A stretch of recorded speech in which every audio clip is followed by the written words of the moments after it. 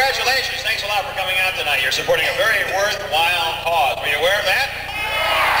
That's what I want to hear. This is a great cause, and you're going to help out a lot. Already, the Anderson school system has raised over 2,000 pounds of food to send to the Missouri and Indiana flood victims, and we certainly appreciate your help and your support in making this all come to and helping some people through a difficult season. What do you think of this theater? Listen, it's a beautiful theater, isn't it?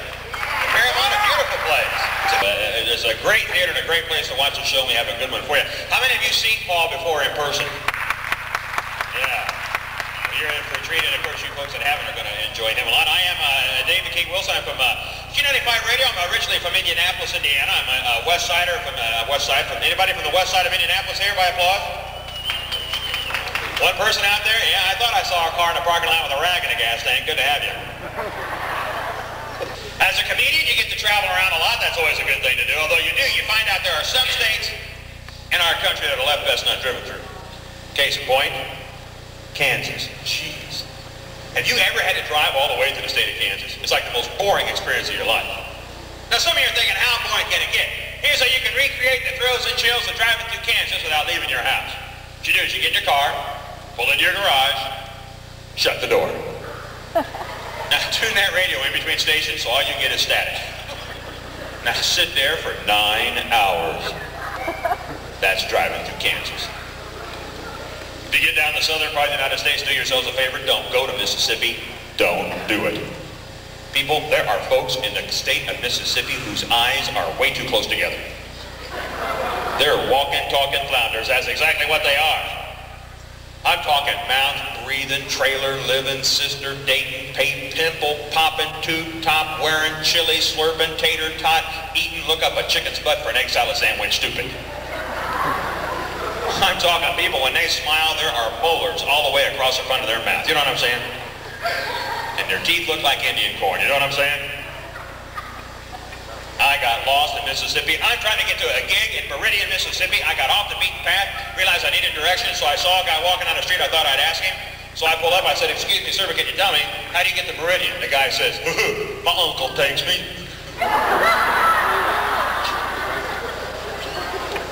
You pinhead.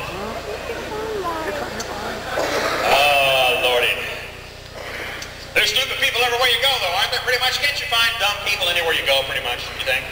Yeah, everybody except for us here.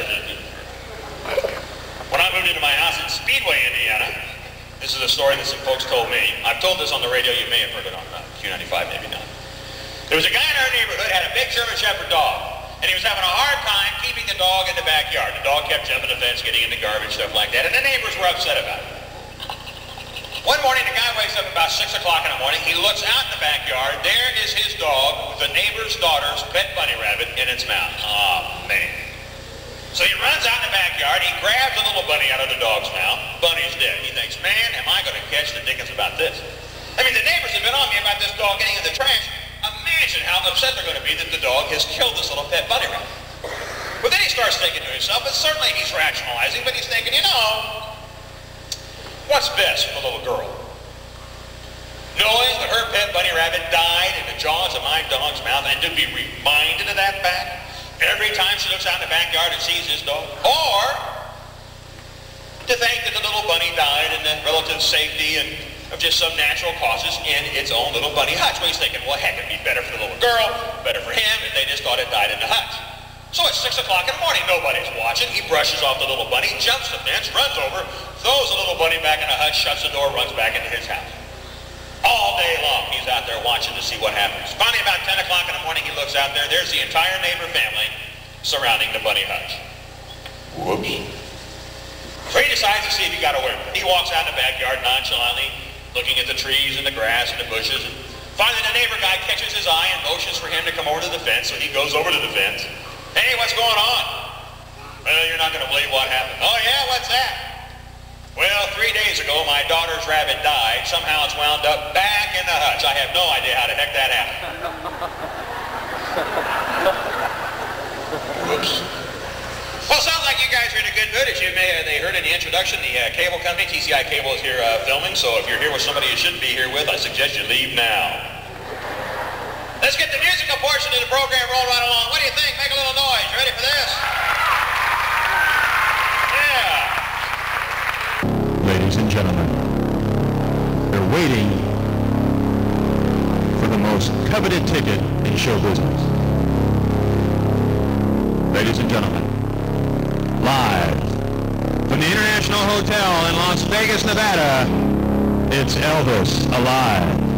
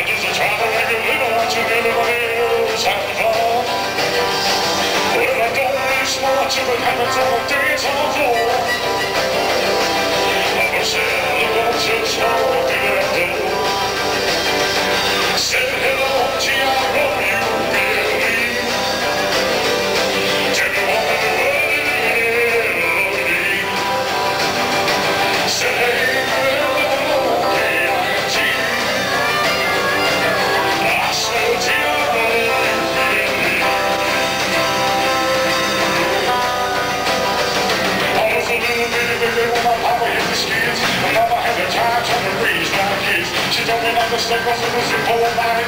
She did the best she could to try to raise me right. All of it was going on, nothing like a wild you.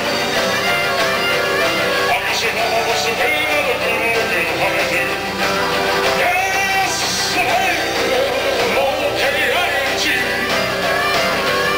And I spell T-R-O. Take it, Tony.